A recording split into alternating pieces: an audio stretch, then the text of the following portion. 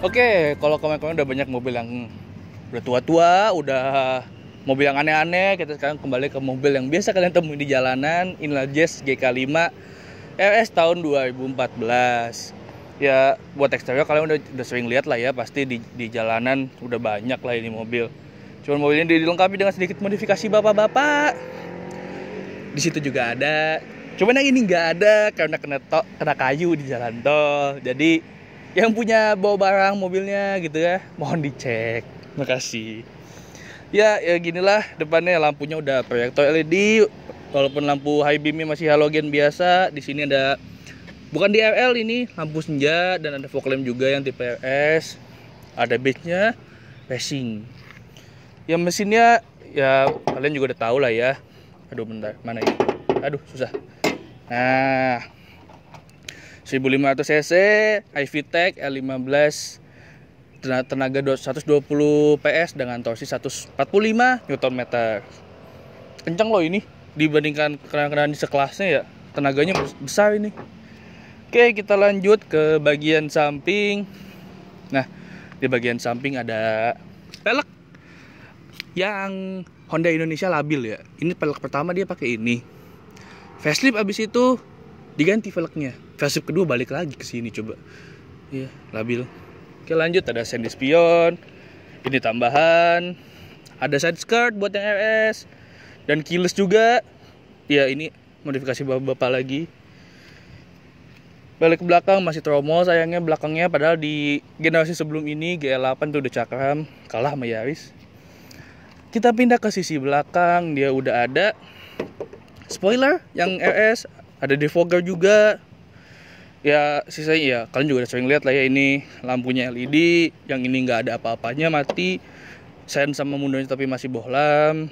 Ini palsu. Lalu ini ada sensor tambahan tapi biasanya bonus dealer. Muffler tip juga itu tambahan, aksesoris. Antena udah yang model short pole. Dan kayaknya itu aja di luarnya. Kita sekarang masuk ke dalam yuk. Oke, sekarang kita udah ada di bagian dalamnya. Ya, kalau dari desainnya sih ya mungkin kalian gak aneh lah ya, soalnya Mobilio, Brio, dashboardnya sama. Nggak sama sih, mirip. Salam satu dashboard. Oke, kalau kita mulai dari atas ya, ini di sana ada hand grip yang model lipat. Sayangnya di sini nggak dapet. Di sini juga sun visor udah ada itunya, udah ada mirrornya dua-duanya. Di sebelah sini juga udah ada walaupun belum ada lampunya. Di sini ada lampu dua, dipencet-pencet. Spionnya udah night view. Terus di sini ada audionya. Ini masih standarnya bawahnya JVC. Sayangnya dia belum bisa Bluetooth, walaupun dia udah bisa USB, CD, iPod, tapi kayak zaman sekarang Bluetooth lebih penting sih ya. AC-nya, nah AC-nya sayangnya kalau di versi yang awal-awal ini dia masih puter-puteran biasa. Kalau yang di versi facelift kan dia udah digital climate control ya. Cuman enaknya kalau menurut saya, kalau AC biasa gini, pas kita lagi di jalan mau ngatur gampang gitu loh. Kalau putar-putaran gini kan ya kurang dingin nih, tinggal putar. Kedinginan, dingin ya tinggal kesiniin gitu. Kalau yang baru kan touch panel gitu kan, pencet-pencet agak-agak kurang dapet lah feelnya. Tapi terus dia juga udah lengkap kok ininya. Pengaturannya ada bisa ke badan, ke kaki, defogger depan juga, defogger belakang juga ada tadi kan. Terus kita lanjut ke sininya. Speedometernya ya nggak beda jauh lah ya sama SRV ya, kalian tau lah biasanya ya modelnya seperti ini. Ada dua garis biru di kiri kanan speedometernya itu indikator. Kalau misalkan kalian hemat itu berwarna hijau, dan kalau misalkan lagi boros warnanya biru. Dua garis biru. Nah di kanannya itu ada odometer dan trip meter, serta ada konsumsi bahan bakar real time yang selalu ada di situ. Dan ini ada MID-nya juga, pencetnya dari sini tuh. Ada average dan range, ya standar MID lah. Di sini ada cup holder yang di depan AC. Jadi minuman kalian dingin. Ini harusnya fitur wajib ini di semua mobil. Sayang sekali tidak ada di semua mobil gitu kan. Habis itu kita ke bagian tengah, di sini juga ada cup holder lagi 2 di depan transmisi. Di sini ada tempat buat koin atau misalkan buat hand sanitizer, di sini bisa buat kunci. Ini juga masih mechanical nih, handbrake-nya gentle. Di sini ada storage di bawahnya cukup dalam tuh. Ada macam-macam di sini, ada tisu, ada casan, masuk semua. Dan kalau ditutup ya ini ada bahan pabriknya ya. Ya bisa lah jadi armrest lah kalau misalkan kalau lagi di tol males gitu kan. Walaupun sebenarnya agak terlalu ke bawah. Joknya juga dengan bahan fabrik yang kurang lebih sama, tidak halus-halus amat, cenderung kasar. Tapi ya di mobil seharga segini ya udah lah ya. Oh iya, fun fact buat yang awal-awal deh. Jas ini tuh di sininya masih keras, masih plastik. Yang udah empuk-empuk itu mulai dari improvement pertama sampai yang saat ini terakhir. Jadi kalau kalian mementingkan itu, carilah yang improvement setidaknya. Yang improvement tuh ininya warnanya silver. Start stop buttonnya di sini setir, udah ada airbagnya 2 kiri kanan. Ada tombol-tombol untuk audio steering switch sama cruise control. Ini belum ada yang auto dua-duanya. Kita pindah ke kanan nih, door tray-nya juga ada. Bahan pabriknya masih ada cup holder satu lagi di sini. Sama ada door pocketnya, lumayan bisa buat naro HP jadul. Mantap. Ini handle-nya warna silver. Habis itu apalagi? Oh iya. Setirnya juga udah tilt dan teleskopik. Ayo, mobil di atas ini masih ada loh yang belum bisa teleskopik. Malu. Di bawah sini ada 4 slot kosong, sayangnya tidak ada yang terisi sama sekali. Ada yang terisi yaitu punyanya Honda Jazz Blacktop Limited Edition, itu cuman berapa ratus unit. Bedanya dengan yang biasa itu dia punya 6 airbag dan ada stability controlnya. Jadi kalau misal kalian nemu itu worth it banget. Boleh dibeli tuh. Di bagian sini ada buat spion ya, buat ngatur dan retract-nya. Ada power window, auto di sisi driver doang, auto up dan auto down, dan ada seat belt-nya bisa diatur, jadi nggak kecekek. Oke, kayak segitu di depan, kita ke belakang. Oke, kita masuk di luar hujan. Gerimis. Nah, di bagian belakang door-nya masih sama kayak yang depan, modelnya ada bahan fabriknya. Terus ada cup holder 1 di sini. Terus buat ruangannya buat saya ini posisi nyetir saya itu di luar. Posisi nyetir saya tingginya 174 cm. Lihat, reglumnya masih lumayan gede. Ya 5 jari lah, 5 jari 6. Kaki juga bisa masuk ke kolong, headroom juga masih gede.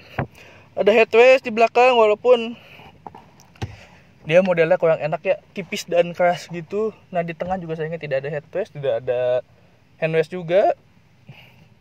Lalu di belakang ada apa lagi ya? Oh iya, karena ini Honda dan terkenal akan ultraseatnya, ada ultraseat di belakang sini. Jadi bisa diangkat ininya. Jadi kalau kalian mau bawa barang yang tinggi gitu ya, nggak gede tapi tinggi, bisa ditaruh di sini gitu. Jadi dari bawah sampai sini space-nya. Terus juga ini seat belt-nya ada 3 sebenarnya. Cuman dia disembunyikan di sini. Jadi walaupun tidak ada headrest-nya di tengah, tapi bisa buat 3 dan posisinya di tengah masih lumayan enak. Ada tunneling tapi nggak tinggi-tinggi amat. Posisinya juga ya ini masih bisa lah buat bertiga kalau badannya tidak terlalu besar, semuanya bisa lah. Kita lanjut lihat bagasinya yuk. Oke. Sekarang kita lihat bagasinya dan kita percepat saja kayaknya. Oh ya, bunyi. Soalnya udah gerimis. Nah, ini bagasinya. Ukurannya cukup lega dan cukup dalam juga. Ini kalau koper ukuran segini bisa lah. Kalau posisi kayak gini ada ya 3 lah dengan tas-tas kecil. Sisanya masih sangat bisa. Dan kalau misalkan kurang, ininya bisa bisa kita lipat dan rata lantai. Jadi bisa disorotin. Aduh nabrak. Di sini juga ada lampunya, cuman sayangnya lampunya tidak punya switchnya. Jadi kalau bagasi nyala ya pasti dia bagasi kebuka pasti dia nyala. Dan ini juga cukup ya nggak begitu tinggi tapi lumayan lah. Di dalam sini ada toolkit dan ada ban cadangan juga. Nggak ada kompartemen apa-apa lagi di kiri kanannya, nggak ada tutupnya, nggak ada hooknya juga. Jadi ya bagasinya ya bagasi aja gitu loh. Fiturnya kurang sih bagasinya emang. Terus di sini juga ditutup plastik, ada covernya, nggak bisa naruh duit kayak punya EPP. Tapi ya oke lah, ini dia solid. Oke, cukup gitu. Sekarang kita coba gimana rasanya di jalan. Yuk.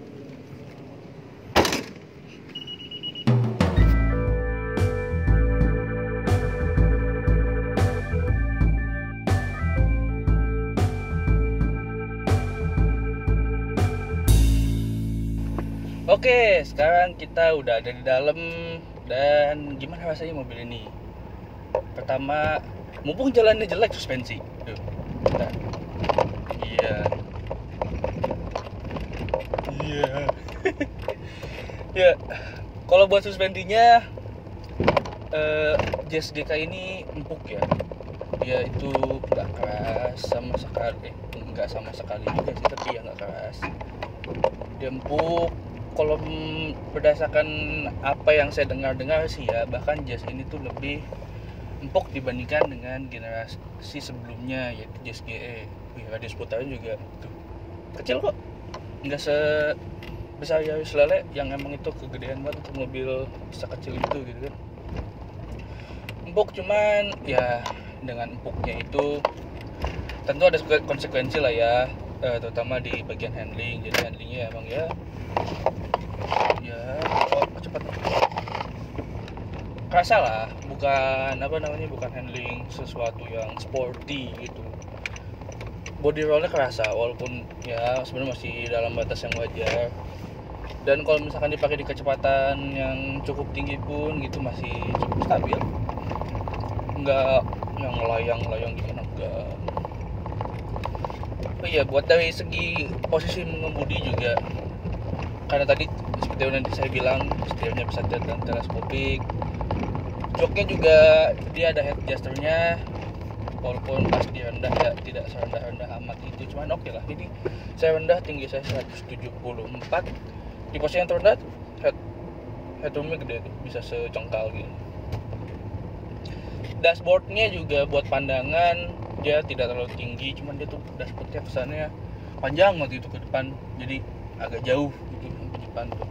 Tapi buat visibilitasnya bagus, kaca depannya gede, kaca belakang juga nggak kalangan. Di sini juga ada kaca segitiga kecilnya itu di pilar A, jadi mengurangi blind spot. Habis itu kita coba bahas mesinnya 1500 cc tadi, 120 PS dengan 145 Nm, dipadukan dengan transmisi CVT dengan 7-speed virtual. Kalau banyak orang yang bilang kan CVT itu gimana gitu loh, apalagi ya mungkin kalau emang yang suka nyetir mobil aja. Cuman kalau buat saya pribadi sih ya, walaupun saya suka nyetir gitu, cuman kalau buat dalam kota CVT enak buat commute ya, terutama dia ada yang padat ya, Jabodetabek ataupun ya Surabaya, Bandung, Medan gitu, enak gitu loh. Dia halus, pindah giginya ya karena CVT nggak ada gigi, sebenarnya bukan pindahan gigi ya, jadinya halus gitu loh, tenang gitu loh. Pas lagi macet juga enak, nggak jerky juga kayak double clutch gitu loh ya, pokoknya smooth aja ya. Walaupun mungkin emang kalau kita ngomong akselerasi agak kurang ya. Dia sebenarnya dilengkapi kayak mode S gitu di ininya, untuk ngejaga dia yang lebih tinggi ya. Coba tuh. Passivity ya pasti ada lah ya, dia tahan di sekian ribu RPM yang emang optimalnya di situ.